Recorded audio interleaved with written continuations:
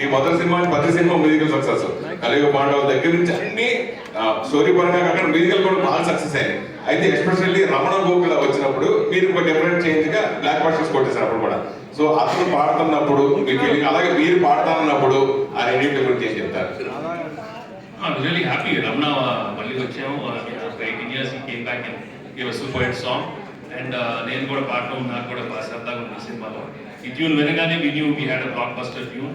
And చాలా ఎఫర్ట్లెస్గా వచ్చి రోజు జస్ట్ క్యాజువల్ అడిగాను పాడతాన్ని. ఆ పాడిన టైంలోనే క్యాజువల్ మీకు అనుకున్నాను అదే నేను పాడతాను. ఇంకా కట్టి వచ్చింది ఐడియా పాడతాను ప్లీజ్ నేను పాడతా.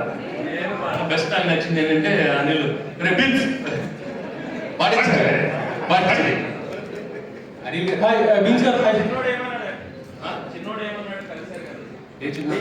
మహేష్ బాబు చిన్నాడు ఎందుకు చాలా హ్యాపీ. నేను చెప్పాను కదమ్మా, నేను రోజు మెసేజ్ పెడతాను, నాకు తెలియదమ్మా. అనిల్ గారు ఎవరు అంటే యాక్చువల్గా రమేష్ గారు వితౌట్ స్క్రిప్ట్ జనరల్గా ఇలా మాట్లాడుతుంటే ఇంత కామెడీ వస్తుంది. మరి మీరు రాసుకున్న స్క్రిప్ట్కి డైలాగ్స్ కూడా సగం ఆయన అందించినట్టున్నారు అనిపిస్తుంది. అంటే మా ఇద్దరికి ఒక సింక్ ఉంది. సో ఇది మూడో ఫిల్మ్ హ్యాట్రిక్ కొట్టేసాం. ఆ సింక్ ఏం లేదు, నేను ఏ అంటే ఆయన బి అని పెట్టాను, ఆయన బి అంటే నేను సి అంట, అలా ఏ టు జెడ్ వెళ్ళిపోతాం. సో ఆ సింక్ వల్లే ఇట్స్ హ్యాపీ. ఫస్ట్ 2 సినిమాల్లో సింగిల్ హీరోయిన్ పెట్టారు, బ్లాక్ బస్టర్ కొట్టారు. దీంట్లో 2 హీరోయిన్ పెట్టారు, డబుల్ బ్లాక్ బస్టర్ కొట్టారు. నెక్స్ట్ దాంట్లో 3 4 పెడుతున్నాను.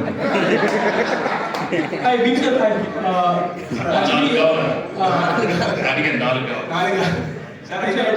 వెంకటేష్ గారు అంటే మేము ఈ సినిమా చూస్తున్నప్పుడు ఇంట్లో వెళ్ళాలి, వంటింట్లో పోయాలి కైండ్ ఆఫ్ వైబ్ పడింది. తర్వాత అనిల్ గారు డ్రైవ్ వెళ్ళిపోయింది. సో అలాంటి ఒక ఫుల్ ఫ్లెడ్జ్డ్ రొమాంటిక్ ఎంటర్టైనర్ మీ నుంచి ఆశించిన చూసేవాళ్ళు చాలా మంది ఉన్నారు, వెయిట్ చేస్తున్నారు. సో అనిల్ గారి దర్శకత్వం అలాంటి సినిమా ప్లాన్ చేసే అవకాశం ఉంది. కథ బాగుండాలి, కథ బాగుండాలి, లేకపోతే దోడేసాం అనుకో ఇంక అవసరం అంటారు. మనకి తెలియదమ్మా. ఇప్పుడు వెరీ ఆనెస్ట్ భీమ్స్ గారు ఈ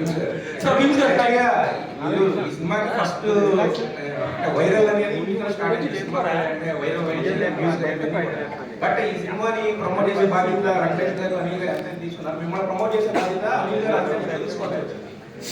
ప్రమోషన్ అనే దానికి మీరేంటి అంటే మీరు గౌరవం అలా లేదండి. ఇలా చెప్పినట్టే తెలిసింది మనకు పనిచేయడం తెలుసు. సో అది ప్రజలకు చేరువైతే సంతోషపడతాను, ప్రజలు దాన్ని గెలిపిస్తే గౌరవంగా భావిస్తాను. అండ్ మోర్ బరువు బాధ్యత ఉన్నప్పుడు ఎక్కువ ఎలా చేయాలని అనుకుంటాను. సో పబ్లిసిటీ అంటే నాకు దాని మీద దాన్ని ఏమంటారు, పాట పక్షి లాంటిది, మాట మనిషి లాంటిది. సో అది గెలిస్తే బాగుంటుంది.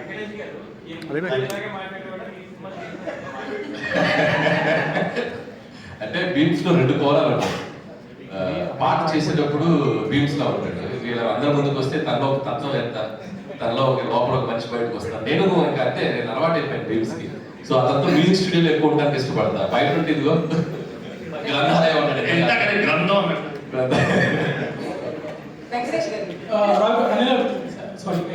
సో నాగవంశీ గారు రీసెంట్ గా కామెంట్ చేశారు, బాలీవుడ్ లో బాంద్రా జూహు సినిమాలు తీస్తా జనరల్ ఆడియన్స్ మిస్ అయిపోయారు, అందుకే వాళ్ళకి స్టార్ట్ అయ్యారు. సో ఐ థింక్ మన టాలీవుడ్ లో people are making movies for all the BCs and mass audience and they are missing movies for family. That's why this such a block buster.